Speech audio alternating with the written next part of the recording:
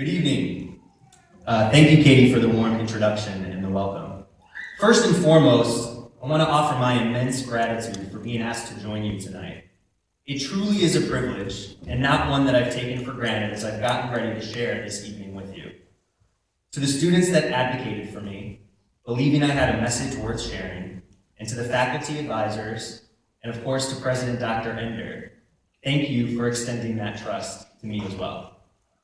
I understand that a lot of keynotes probably get up here and speak about themselves and their career and their work, and while that could be fun for me, it could be a little boring for you all. So instead, I'd like to talk about the people that we're here to honor tonight.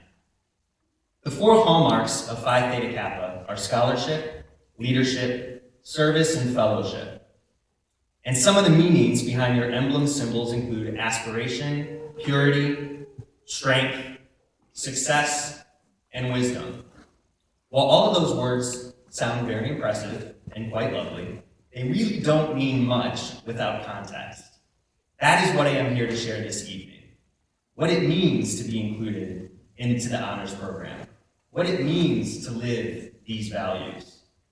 The context of how to take the significance of tonight and extend it beyond the close of our ceremony. And the context of how to take all of those ideas and translate it to living a life well lived. I brought a few props to help me tell my story tonight, so let's start with the foundation, or the very base. This is you all. This represents you.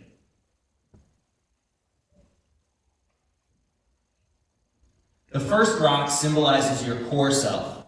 It's your light, it's your spirit, some might call it your soul. Regardless of whatever word you choose to use, it's your presence and it's your being. It is the center and the most important part of your universe. Without you, your universe ceases to exist. So this rock must be honored above all else. You are, in fact, the most important part of what is going on right now in this moment. By simply existing, we are given gifts from the universe. These are our talents, and the second rock symbolizes these gifts.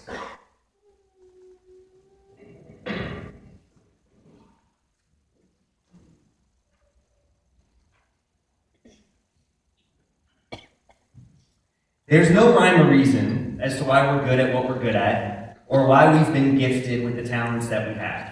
Some things just are the way that they are, without any discernible explanation. For instance, I have no idea why I was chosen to be so intelligent, and so charming, and devastatingly good-looking. But honoring these gifts is a critical part of being present. So relish in them. They are yours, both individually and collectively. They make up the totality of what makes you amazing. Once we recognize our gifts, if we are truly lucky, we are privileged to be in a time and place where these gifts can thrive. Privilege is our next building block.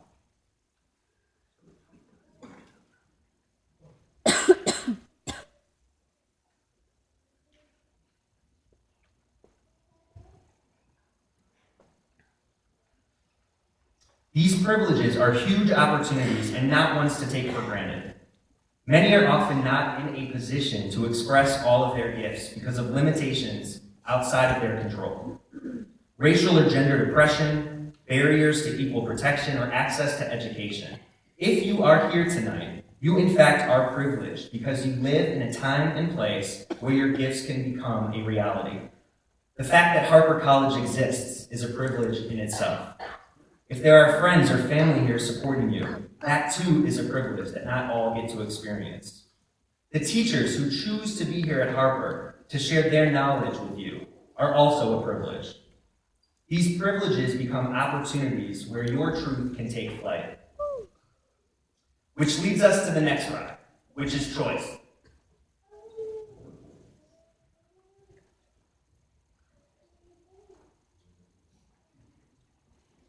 What's most impressive about you all being here is not the reality that you could get a high GPA, or multiple teacher recommendations, or test well. while that's all amazing and lovely, the fact that you achieved all of those things isn't all that special because you had the capacity to. If you got a 3.5 GPA, you got a 3.5 GPA because you could get a 3.5 GPA. What matters, though, is that you chose to get a 3.5 GPA. That's what's impressive. That's what there is to talk about. When some turn their back on or ignore their gifts, you chose to honor them and let them live. That's what's impressive. So once you honor your gifts and once you are privileged to be in a place that lets you live them, what you're stepping into is your purpose, which is our fifth rock.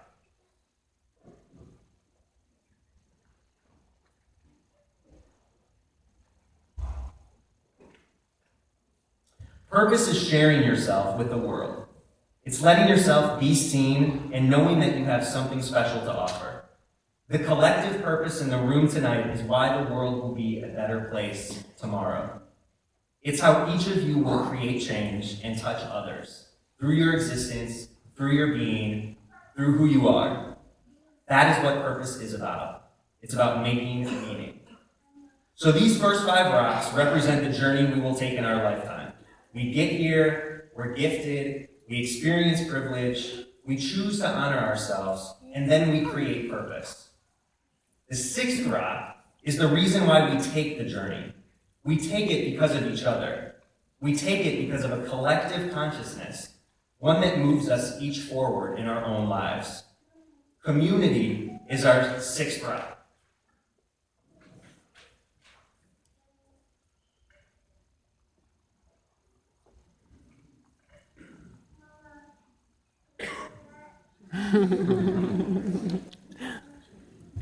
It's important to remember that whether it is for the people we are working for or the people we are working with, we do not do anything in this world alone. We belong to so many different communities in so many different ways. We are a community here at Harper. You all are a community here with Phi Theta Kappa, and you belong to communities of friends and family. Everything we do, everything we touch, everything we see, and everything we experience involves someone else. Even when we do things for ourselves, we end up positively impacting the others because we are all connected. When I honor who I am in fact honoring who you are. When I do for me, I am in fact doing for you. There is no denying the common thread that connects us all. It is our humanity. It is what makes us human. So the last 3 rocks we're going to add to this, believe it or not, are not about the journey. It's not about why we take the journey, although they are perhaps the most important pieces of the journey. They're the how we take the journey. So the first of these hows is non-judgment.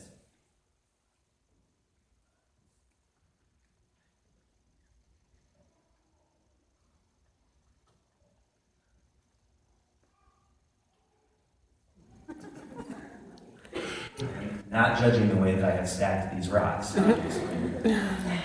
The first of these hows is non-judgment. Never judge anything or anyone. It's not helpful ever. And most importantly, give yourself a break first. Judgment serves no purpose other than to shame, and shame leads to nothing helpful or positive. Now that doesn't mean don't be critical. That doesn't mean don't strive to grow and to evolve. Just don't do it from a place of shame and fear. Do it from a place of openness and non-judgment and love. Trust that everyone is doing the best they can, even when it doesn't look like it. Know that nothing anybody ever does has anything to do with you. Take nothing personally, because often those that were the most quick to judge are in fact the ones who need us the most. So almost at the top is one of the most important steps along our journey, the second how. The second how is gratitude.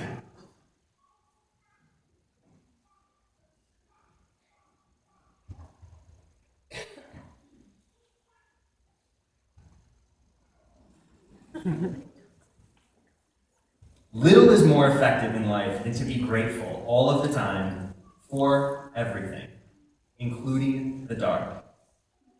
Unpleasant experiences are going to happen, and life will seem to get in the way. People will judge you, and you're going to trip up from time to time. But be grateful anyway. Every instance that is a struggle is also a classroom. Recognizing it as such is looking at the classroom gratefully, trusting that there is always something to learn and always something that is beyond the struggle. We only need to look as far as the caterpillar and what seems to be the end of the world for her as a grateful new beginning for the butterfly.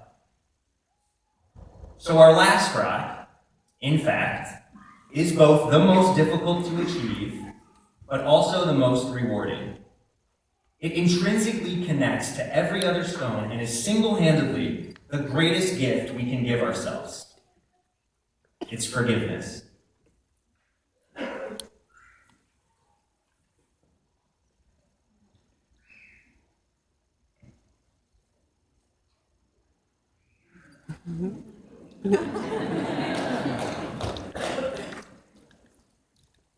The lesson here is to forgive everyone, for everything, all of the time, starting with yourself. Forgiveness even trumps gratitude, because until we can forgive the fact that the struggle ever happened, until we can forgive our own behaviors that may have caused the strife, or until we can forgive the other person for getting in our way, how can we truly be grateful for the lessons that those dark moments impart? Forgiveness is the highest form of mercy, and mercy is the closest thing to love that exists. Forgive everyone for everything, all of the time, starting with yourself. So here's our rock stack, otherwise known as a cairn. A cairn is a collection of stacked rocks that has been used for centuries to denote a path marker. Native Americans have used it, mountain climbers have used it, seafarers have used it. For many, it is a sign symbolizing that we are on the right path, that we are going the right direction, and that it is safe, as evident by the fact that somebody came before us. It connects us to our humanity, sometimes adding one rock as we pass by to what was already there, which broadens our community and connects us on a deeper level to those around us. The collection of these rocks symbolize our lives, where you are in this moment and where you are going, why you are going there, and how you hope to get there. The care and precision needed to balance these different stones symbolize the work it takes in honoring ourselves, our gifts, our communities, and our purpose. These stones, in fact, are very forgiving. They will find a way to stack for you. They are both hard and soft. They are flat and bumpy. But one is not more important than the other. Each rock is dependent on all of the others collectively. Sometimes the trail is hard to see through the trees. Sometimes we're short on supplies or we're exhausted from the journey. And other times the path just seems too difficult to prevail. But as long as we come back to our foundation, to our own personal cairns, we will find our way. Trust that you have everything you need inside of you, always. If a big gust of wind comes by and knocks the rocks down, they're all still right there waiting for you. Everything you need is still right there, ready to be built back up, slowly, patiently, step by step, stacked on top of each other without judgment, with gratitude, with forgiveness, because after all, don't forget, the wind needs something to do as well. Each of you is an idea created by this universe, and it needs you as much as you need it. I am humbled and I am grateful by the idea that is each of you. What is your own rock stack? So thank you again for inviting me to come, for trusting in me, and most importantly, for being a stone along my path, and for letting me be a stone along yours as well. So after tonight, go collect your rocks, make something grand of it. Thank you. Good night.